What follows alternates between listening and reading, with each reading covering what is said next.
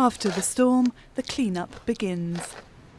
New York slowly lumbers back to life after the blizzard dubbed Snowzilla swept the eastern United States, killing at least 25 people. Hitting a dozen states from Friday into early Sunday, the snowstorm affected an estimated 85 million residents who were told to stay indoors and off the roads. But as temperatures rise, New York has emerged from total shutdown with a sweeping travel ban lifted.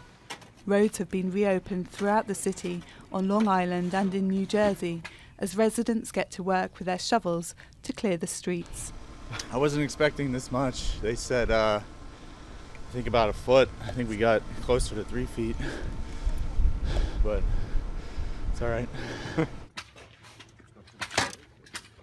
I actually think people are a lot friendlier. I've seen a lot more people on the block saying hi and keep going, keep shoveling. And yesterday people were throwing snowballs. I think it's actually brought out the bright side in everyone. Thousands of people took to parks, tobogganing, organised snowball fights and strapping on cross-country skis as children delighted in a winter wonderland in glorious sunshine. But as the storm-related death toll rose, authorities advised caution despite the picture postcard scenes.